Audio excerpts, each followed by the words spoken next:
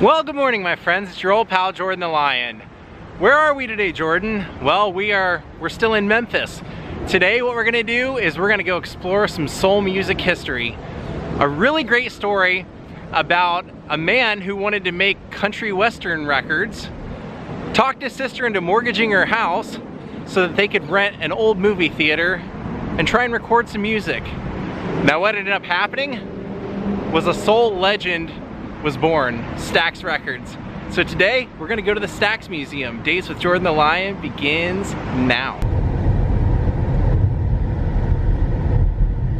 Well, here we are. Stax Records, originally Satellite Records. This is where it all started. This was the movie theater that Jim Stewart and his sister went in, partnered up on. Now, his sister didn't really know that much about music other than what her son told her was cool. And that ends up being really interesting because when this studio starts, it becomes kind of a multicultural melting pot for this area. Anybody, you know, that was coming around off the street could come in here and talk to them, and they would both find out, you know, what their goals were, listen to their music, and they didn't care color.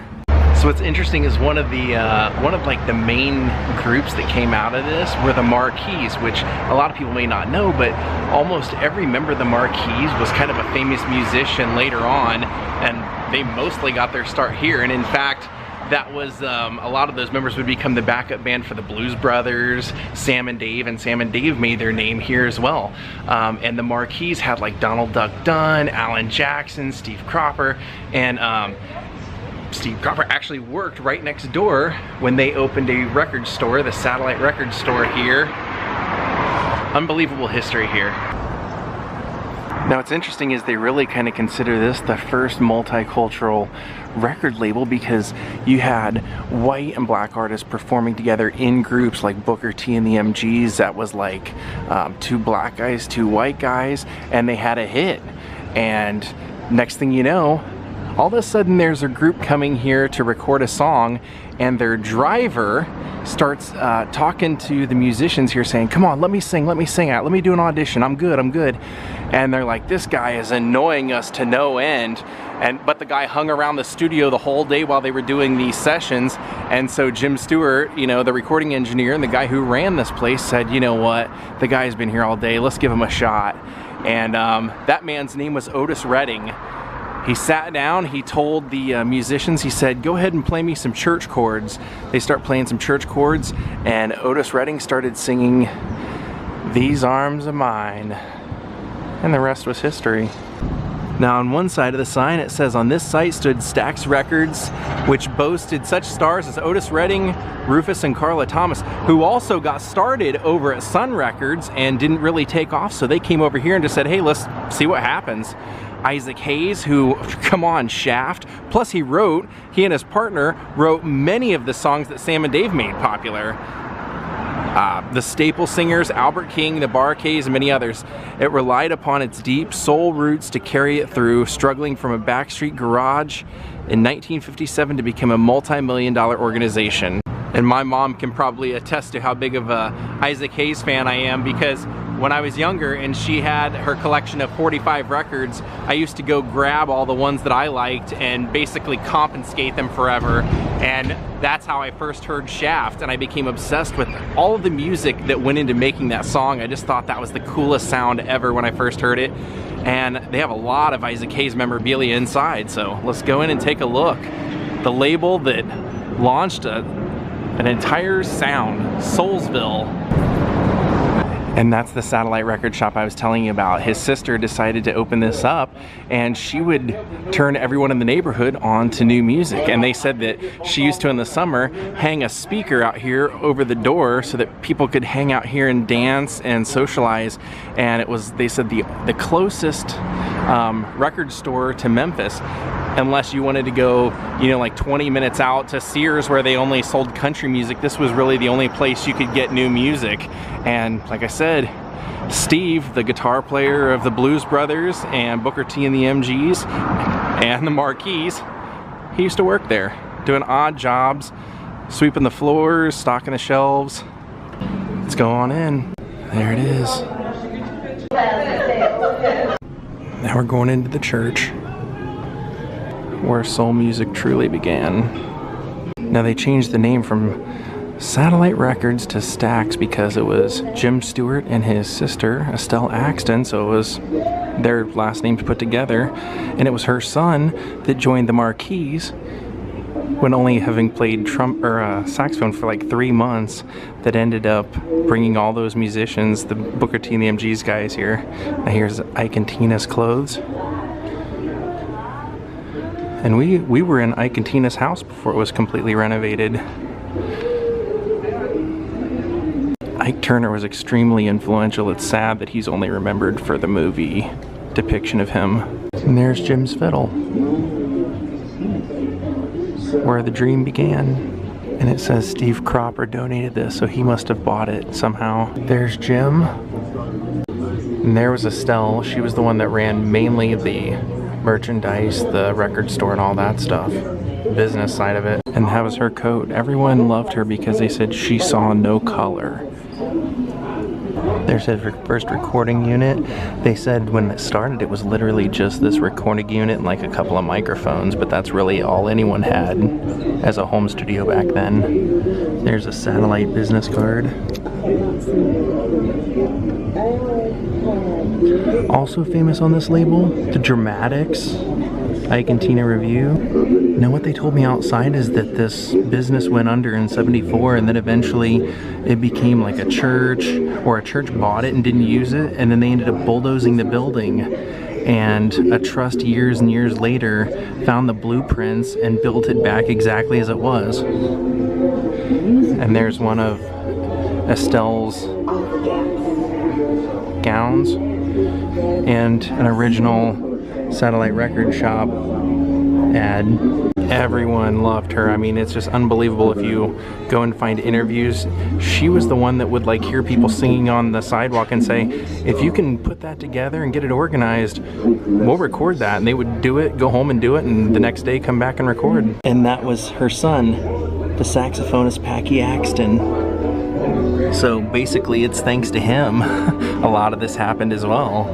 He was always confusing. And that belonged to Rufus Thomas. He and his sister used to record together. You can probably hear the shaft music.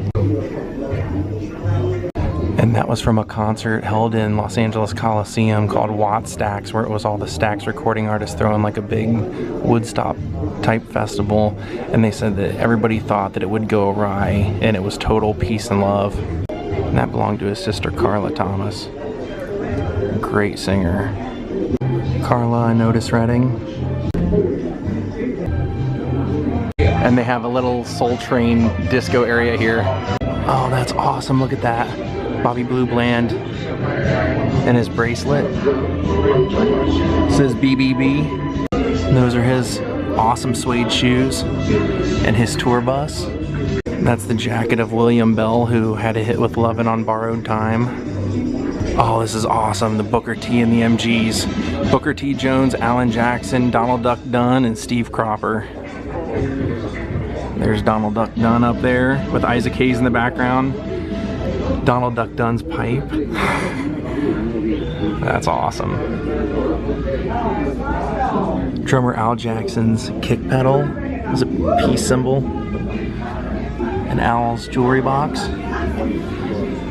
Look. Amplifier. And then that was Steve Cropper's first amplifier, actually. And there's a little melting pot that says Booker T and the MG's melting pot. God, this place is awesome. And then this section's dedicated to the Memphis Horns, who played on, you know, most of those recordings throughout the 60s into the 70s. See the Marquis? Here's an Otis Redding section. This is amazing. Look at his jacket. That guy, if you've never seen him perform live, like through old footage, watch him. That guy was like James Brown. He was working so hard. He's building up a major sweat. You almost think he's just gonna pass out on stage. He's going so hard. Oh wow, his selective service card. That's crazy. Otis Redding selective service card. Then all these instruments belong to the Bar-Kays. Pretty famous band back then. And that's a Sam and Dave contract. They were also just full energy, non-stop. Those are Don Nick's patchwork boots and Mabel John's dress, along with Don Nick's hat that looks like a Jed Clampett hat almost. Oh, this is one of the things I was really looking forward to. They recreated the lobby of the recording studio and the recording studio itself, and they also have, I believe, unless they got rid of it, Isaac Hayes' car. So now you can see what it would have been like from the recording studio control room. And of course, through the window you can see where, theoretically, if this building hadn't been rebuilt, where the studio would have been. These are Jim Stewart's monitors from behind his head. That's some serious sound. Think of those great songs, Wilson Pickett, Otis Redding coming out of those. Try a Little Tenderness. Whew. Says this is the original Stax Scully 2-track recorder. Otis Redding cut Mr. Pitiful and Respect on this machine. Oh yeah, that's one that most people will never talk about. Otis Redding did Respect. He wrote Respect before Aretha Franklin ever sang it. There's the songwriting powerhouse of Isaac Hayes and David Porter. Oh, this is for Sir Mac Price. He was one of the people who wrote songs for Stax. So that was his acoustic Gibson guitar, given to him by Steve Cropper in 1971, around the time that Rufus Thomas recorded The Breakdown. Then look at that dark-skinned woman shirt. Here's a songwriting contract for Dynamite, written by Mac Rice and Donald Duck Dunn. And Mac Rice also wrote that song. Anybody feel like seeing the studio? Let's go. Wow. Kind of giving you an idea of how it would have been laid out. Let's see whose Rogers kit this was. Those are really well known in Ohio. Those were out of Ohio. So those are Al Jackson's from Booker T and the MGs. Used on his sessions at Stax. That's awesome. Booker T and the MGs had a hit with an instrumental song of all things, and they were the ones I told you it was 2 African American guys, 2 white guys. People just never even considered that, oh wow, you can do that in a band? The Hammond organ, Booker T. Jones Hammond organ. And they said when he first came, he could play like every instrument. There are the amplifiers. Let's see who brought the amplifiers, who loaned them out. Oh, loudspeaker. Steve Cropper, of course. Yep, Steve Cropper's amps. Same with that telly. That's Steve Cropper's telly. There's Donald Duck Dunn's bass. Look at that. And he originally signed it out to the Memphis Music Hall of Fame. All right, let's move on. And a massive hallway full of all of their releases. It's kind of cool. Oh, I see the car. Oh yeah. This one's dedicated to the Staples singers. You can see they've got the sheet music for I'll Take You There, and one of their guitars, some of their outfits. Man, what a great time in music.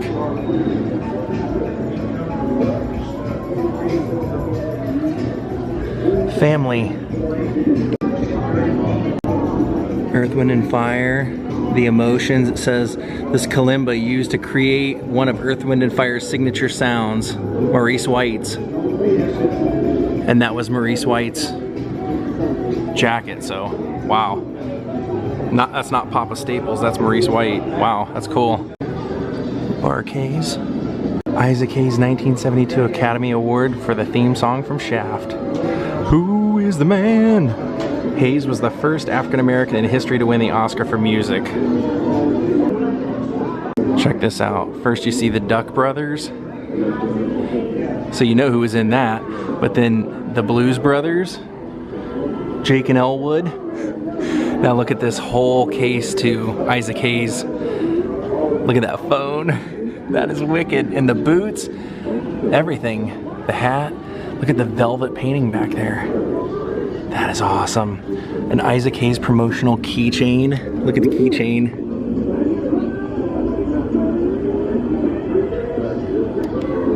That's great. Isaac Hayes hand razor to shave his head and the head tonic. That's amazing. And then look at the outfit. Look who's on the back. Isaac himself. He was really well known for wearing that chain getup. It was like, it looked like a vest, but it was made out of chains. Yeah, he was great. Look at the costuming. And he was also chef on South Park. Now check out the sign that says, "Don't touch my ride." That is amazing. This was the main thing I really wanted to come see. I just thought this was so cool. Dude, look at the inside. Shag carpeting. Wow.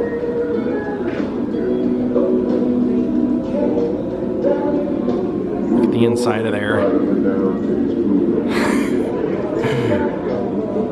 Well done, man. It's money well spent.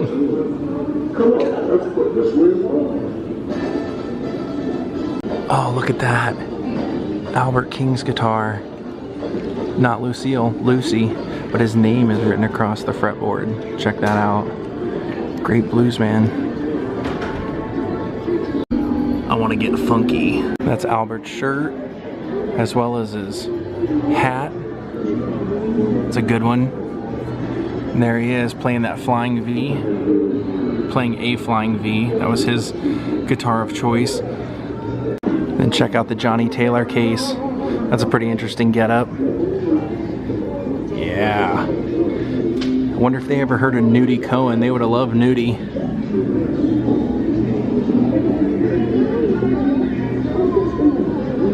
And this case is to Little Milton. So that's Little Milton's outfit. And his guitar.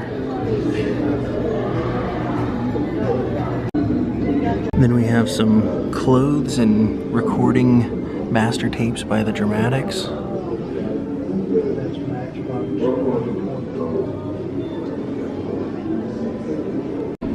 And that fur coat belonged to the Soul Children. And there you can see a picture of that guy wearing it right up there on the far left.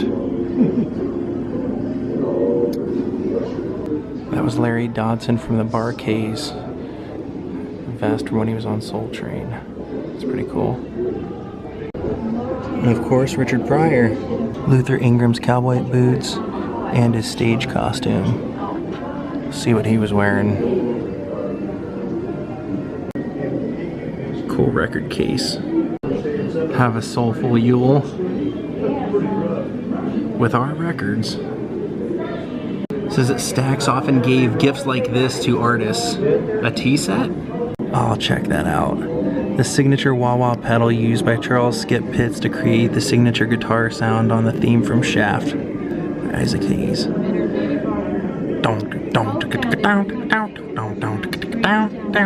There's the soundtrack from Watts Stax, and Isaac Hayes was the headliner that night. And there's that chain outfit I was talking about. If he didn't have that overcoat on, you'd know exactly what it was. Now here they have a bunch of stuff to Al Green. Here I Am, Love and Happiness. I'm Still in Love with You. And it says that this little tape recorder was used by Alan Jackson Jr., Willie Mitchell, and Al Green all used this tape recorder to capture ideas on the go. It was a state-of-the-art portability. And that yellow costume belonged to Don Bryant. It's leather for sure. And then this belonged to, let's see who that belonged to, James Mitchell. That's James Mitchell's stage costume. Okay, you ready for this?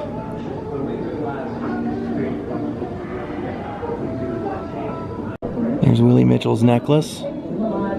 There's Willie Mitchell's stage jacket and his signature trumpet. He had a big hit with something called Soul Serenade. And this is one of my all-time favorites, so I love that they included it. Big Star, Alex Chilton. Big Star's first album and second album, Radio City. Press kit from Radio City. Such a great record. Great two records, actually. So as we just finish up the tour, it drops you off in what would have been the Satellite Record store, which is now the gift shop. Well, what do we do? An Isaac Hayes shirt, or try a little Tenderness, Hot Buttered Soul, or a tambourine. The Isaac of Hearts, not even the King of Hearts, the Eye of Hearts. That's a great one. Well, if you can't have the real thing, this is as close as you can ask for. An exact recreation turned into a museum. What a great day here. I hope you guys enjoyed this. Well, everyone, thank you for watching from Soulville, USA. Go listen to some Stax and have a great night. Goodbye.